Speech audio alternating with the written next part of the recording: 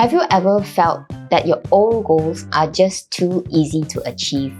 You don't need to think out of the box. You don't need to push yourself to think, how am I going to get there?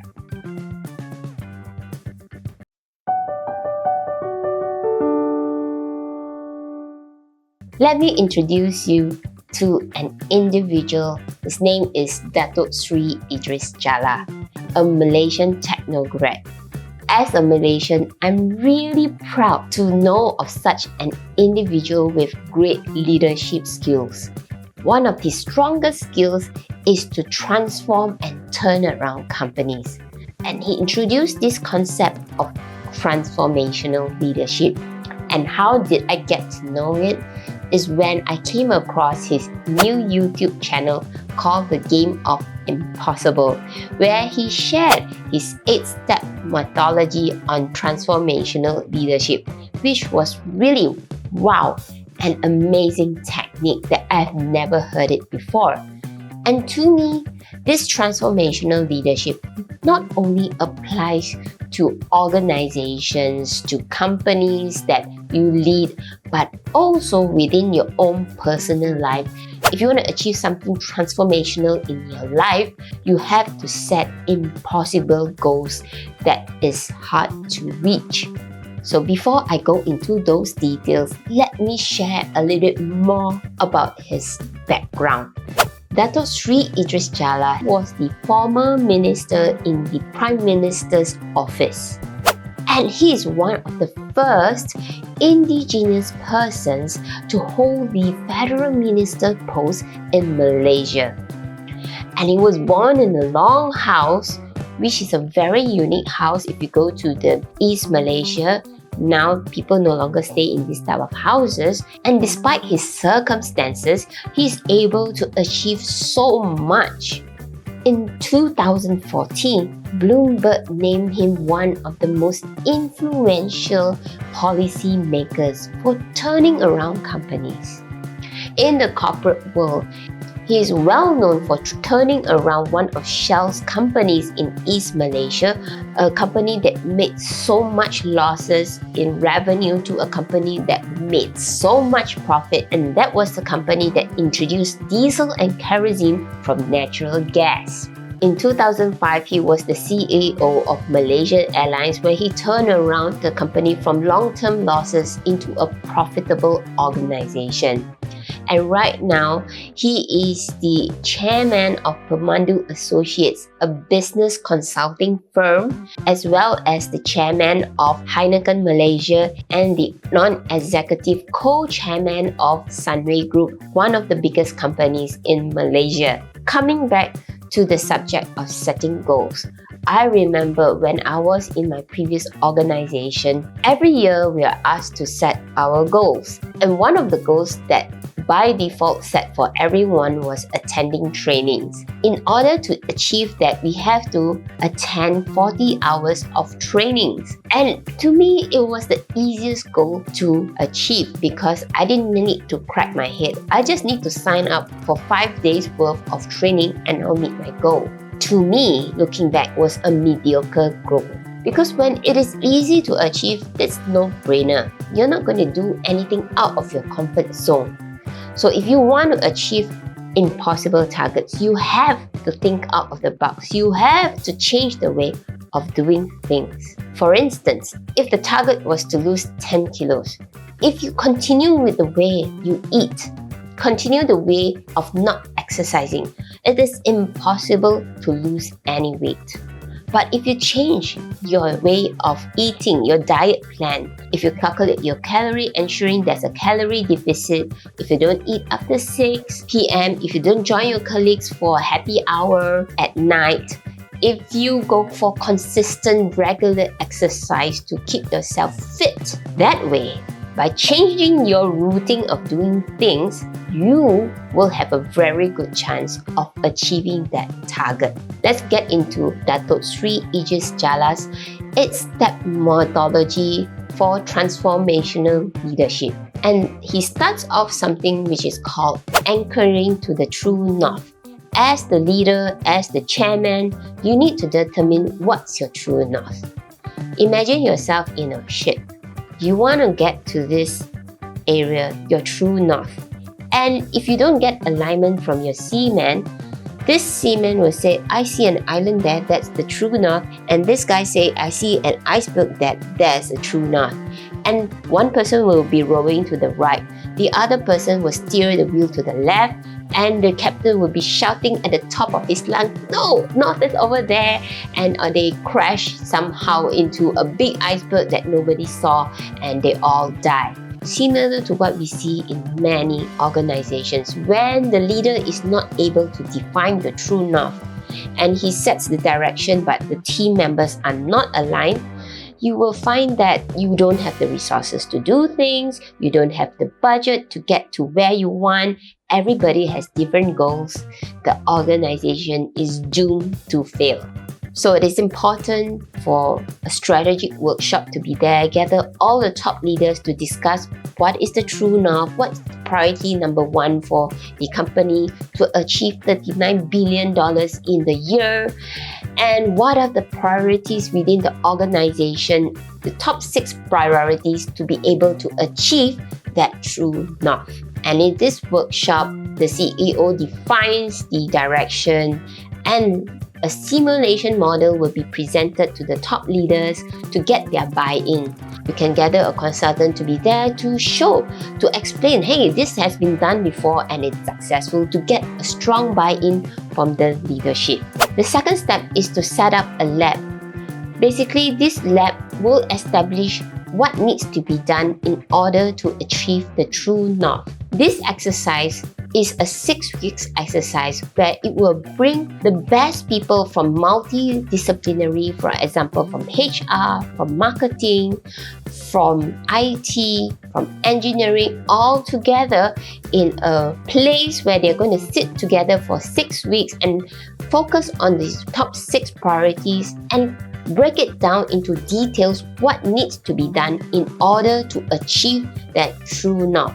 For example, if you're setting up a new mobile app that is to be launched, you probably need the IT department, the marketing department, the customer service department to all come in to discuss topics such as user engagement, the application performance, the marketing strategy. If, for example, I pick marketing strategy, I will list down what are the 5 things that needs to be done to have this marketing strategy in place. For example, setting up the Facebook engagement to get team to come in to bring awareness to people on this mobile app.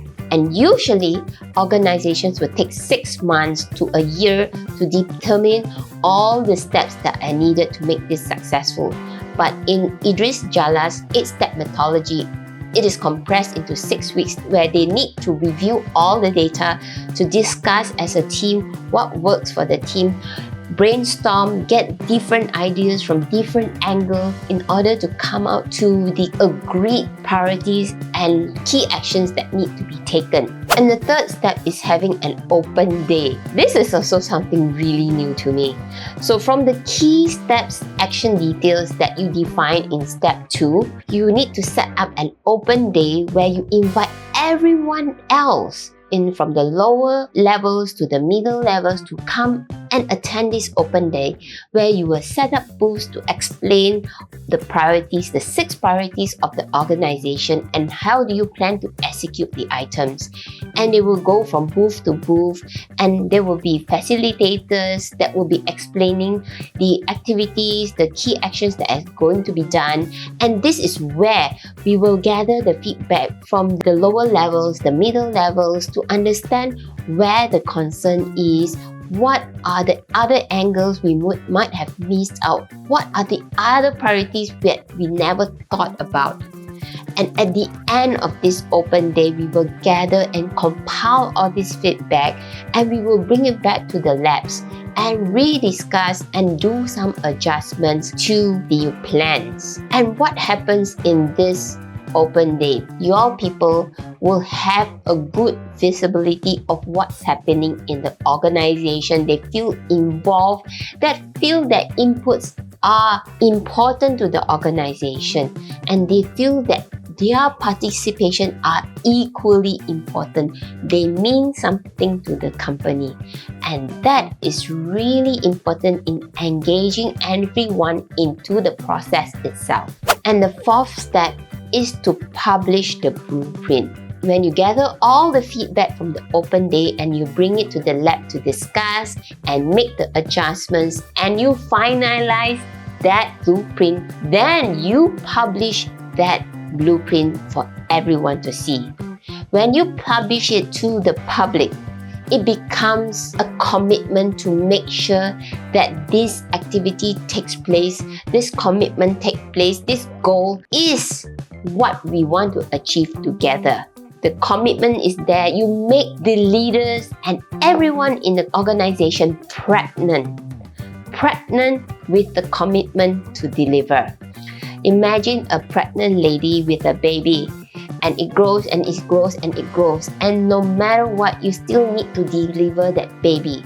So same goes with your goals. If you set that this is the goals that you are going to deliver, no matter what, you are going to deliver that baby, that key action, that milestone that you committed. With that clear blueprint, the whole team is aligned, and the whole team can collectively work together to achieve this target, because this team will come to this team and say, hey, we need to do this so that we can achieve this main common goal. And because everybody has the same understanding, they will share their support to each other, and they will be able to work as a team to get to the same true north. And the fifth thing is to set KPIs. When I say KPIs, it's not a KPI that is too high, that is too broad and too general. The KPI must be something that is brought from the 30,000 feet in the air down to 3 feet from the floor. It's something that you can track on a weekly basis. Something that you want to achieve, for example, mobile application engagement where you get user reviews. You want to achieve 1,000 reviews in a week. And this tracking will then, we go into step 6, implement into a dashboard. These KPIs are all listed in this dashboard where everybody can see the KPIs that is agreed across the organization. In this dashboard, there would be the red, amber, and green light. Red for not achieving the goal, amber for in process, and green for achieving the goal. So everybody's KPIs are on the dashboard. Should one of the KPIs be not achieved, then that is flagged out that this team is not performing to achieve this goal. And they will receive an email to tell them, you have missed this goal, please do something about it. Then all hell will break loose because the team will scramble together to find out what they can do to recover so that next week they will not have the same miss again. If you do not have this KPI, then nobody is accountable. People will have misses because nobody cares, nobody is tracking. But when you put it all out there, they can see, hey, I'm not performing, and everybody can see that my team is not performing, and I will do something to make sure that I'm not in the red. That creates accountability within all the teams to make sure they are aligned to the true north. They make sure that they will achieve what they have committed to.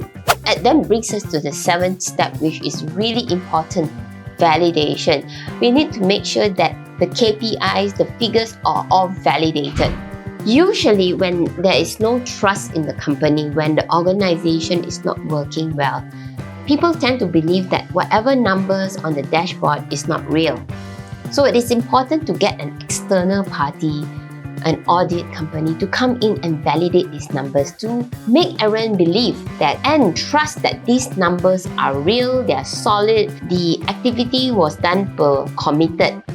And that way people will feel, hey, this is true numbers. I will make sure that I get my stuff done on time and that I meet the organization goals. And lastly, step number 8 is the annual reports, the appraisals. So make sure that you do appraisals with your team. For those that hit their targets or hit beyond the targets, they will be rewarded. For those that did not meet the numbers, then there will be consequences. And this will make people be alert. Hey, these numbers are just not for show on the dashboard, but this has consequences to what I'm going to receive. Secondly, there needs to be an annual report, and the annual report should show what was the planned target. And secondly, what was my actual performance? And thirdly, for those that I did not achieve, what do I plan to do to rectify the situation, to do better the next time, to turn around the situation? And this honestly will build trust within the organization. It is important to remember we are not the star of the organization. We are not the hero. There is no hero there. We are here as leaders to enable others to shine. And when we embrace the mistakes and take the corrective action, it will then free you and your team to achieve so much more. And that is the 8-step methodology for transformational leadership. So tell me your thoughts. What do you like about this 8-step methodology, and what do you think does not work for you? Basically, to me, one of the best things that makes sense the most is setting these impossible targets for yourself or also for your team. When you set that kind of target that is not easy to be achieved, when you achieve it, that kind of satisfaction is beyond describable. You are able to do something that you never thought you could do, and that feeling is amazing because you did it based on thinking out of the box, based on changing the way you're doing things. And believe it or not, it can also apply in your own personal life. For example, learning a new skill or becoming a YouTube influencer.